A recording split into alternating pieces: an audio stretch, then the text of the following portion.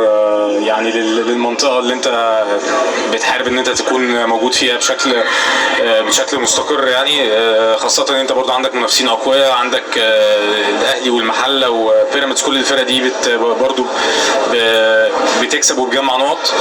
فطبعا المكسب بيفرق وبيدي ثقه وبيدي فرصه للعيبه اللي متصابين ان هم لما يرجعوا باريحيه، يكونوا زمايلهم شايلينهم، الفرقه كلها بتبقى جاهزه. طبعا المكسب بيفرق يعني. كابتن امير، بعض الناس بتحاول تصدر ان بيبقى في مشاكل في نادي الزمالك بسبب الازمه الماليه اللي كان بيمر بيها النادي، لكن بعد اعلان طبعا المستشار مرتضى منصور ان مفيش ازمه ماليه في نادي الزمالك، وده طبعا على عكس اللي بنشوف الاداء الرائع والنتائج الرائعه اللي ماشي بيها نادي الزمالك وبخطى ثابته الفتره اللي فاتت. كابتن، لا، هو كان في مشاكل وفي ازمات، لكن هو طبعا مستشار انا بشكره هو حلها. لا، هو مش كان في مشاكل ماليه وهو الراجل الصراحه يعني حلها وعنده حلول يعني بره الصندوق زي ما بيقولوا يعني.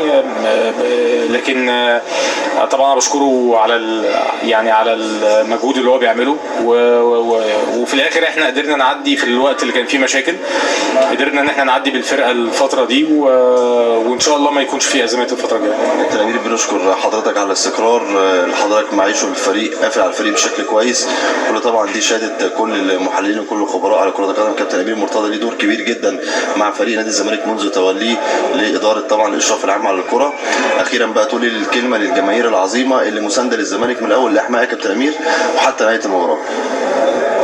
انا كل مباراه اول حد بشكره هو الجمهور، يعني لان هم فعلا ليهم دور كبير معانا جدا في الوقت كمان اللي بيبقى فيه ازمات اكتر من الوقت اللي احنا بنكسب فيه. وزي ما عودناهم السنه اللي فاتت ان احنا يعني هم الكيان الوحيد اللي راهن علينا. احنا السنه اللي فاتت كنا بعيد قوي وقدرنا الحمد لله ان احنا نكسب دوري وكاس. السنه دي برضو ان شاء الله هنكون عند حسن ظنهم، وهنطلع كل اللي عندنا في الملعب لحد ما نوصل ان شاء الله لمنصات تتويج زي السنه اللي فاتت. كابتن امير، بشكر حضرتك شكرا جزيلا، نورتنا وشرفتنا، ومليون مبروك يا كابتن، وان شاء الله مزيد من الانتصارات وتكمل سلسله انتصارات نادي الزمالك الفتره الجايه. كابتن، شكرا غالي.